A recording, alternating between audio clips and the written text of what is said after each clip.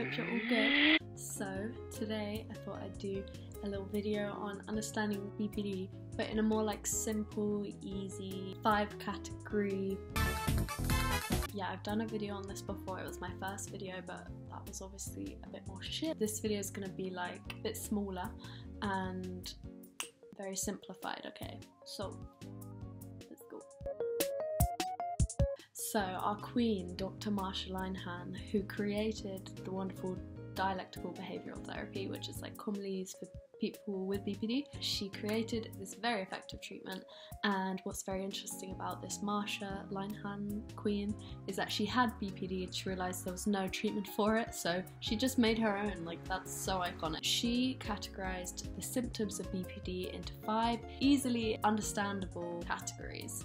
So 1, emotional dysregulation, 2, interpersonal dysregulation, 3, behavioural dysregulation, 4, identity or self-dysregulation, and 5, cognitive dysregulation. You'll notice that the word dysregulation pops up in all the 5 categories. It's not as scary as it sounds. Those seagulls throw me off my game. But yeah, dysregulation just means not controlled.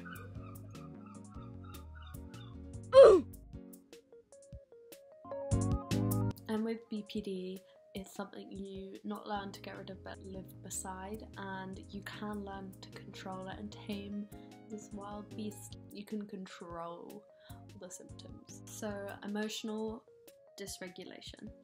A lot of people can relate to this, that like even as a child, as people with BPD, were very emotional and called sensitive a lot. Like many of you, I had a hard time managing my emotions. And emotional dysregulation is mainly about unstable moods and emotions. For instance, if you have BPD, you might get easily upset over things that people may say or do, or things that happen. You might get stressed out more easily than other people.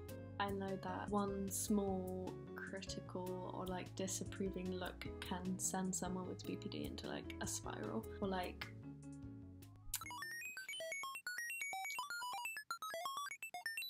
our emotions are a little bit like a roller coaster. Like one minute we'll feel happy and then literally the next sad or angry. Group 2 is interpersonal dysregulation. Interpersonal just kind of means like your interpersonal relationships, which could be romantic, family, friends. Relationships of any sort can be hard for people with BPD. We find the slightest little bit of like criticism kind of hard to deal with, I think, compared to most people. But however, people with BPD are like often highly empathetic and like fairly interesting and sensitive. We're like sensitive, but we can struggle with the fear of abandonment, and not everyone with BPD has relationship issues and problems in their relationships, although it is a big like core symptom. Behavioural dysregulation is another thing. So behavioural dysregulation means that our behaviour is slightly out of control, potentially harmful or risky, like, and has a negative effect on your life. So people with BPD often have this problem in like 2 primary ways, which is like risky impulsive behaviour and self-harm. So risky behaviour could be like binge eating, binge drinking, like drugs, or like anything impulsive really. People with BPD mainly act impulsively when we're upset, or maybe like in order to get some temporary relief from our emotional pain. So yeah. So number 4 is self and identity dysregulation. The person doesn't have a clear, stable sense of who they are, and we can often feel empty a lot of the time.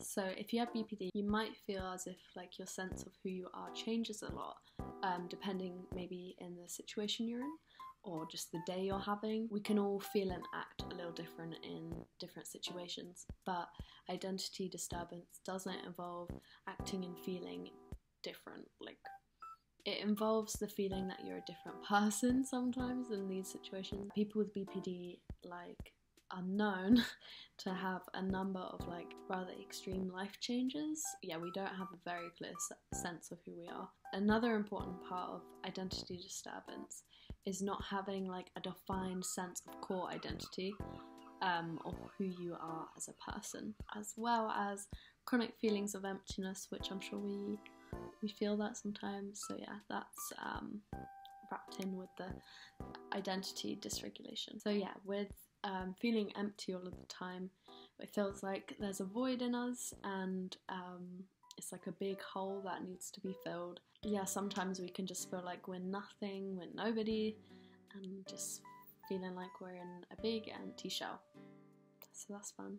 And the last one, number 5, is cognitive dysregulation, sorry. With cognitive dysregulation, a person experiences negative thinking and like disconnection from ourselves when we're like stressed out. So these problems mainly occur when people with BPD are under a lot of stress or are really upset. We get these suspicious thoughts, paranoid thoughts, or dissociation when experiencing like a stressful situation. We can sometimes think suspiciously, if that makes sense, like paranoid about other people's motives, and at the same time not feeling connected to anything. It's kind of an odd one, but yeah, that's another aspect of like cognitive dysregulation, is dissociation. Kind of fits into this one as well.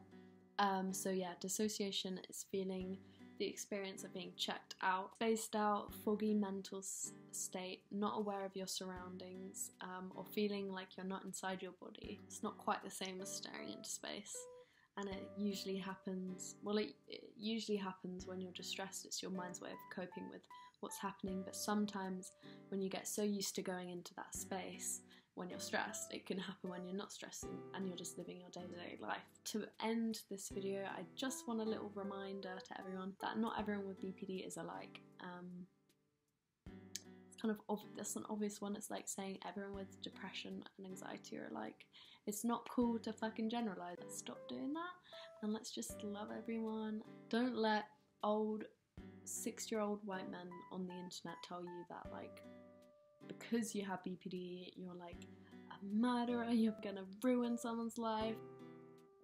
Don't let an old man online tell you shit about shit, because just don't listen to the stigma about BPD.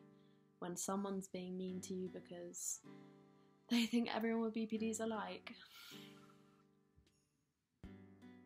I'm not about to go off today. I'm meant to be wrapping up the video, so yeah. Thank you for watching. I hope this clears BPD up a little bit for some people. Have a really good weekend. Oh my god.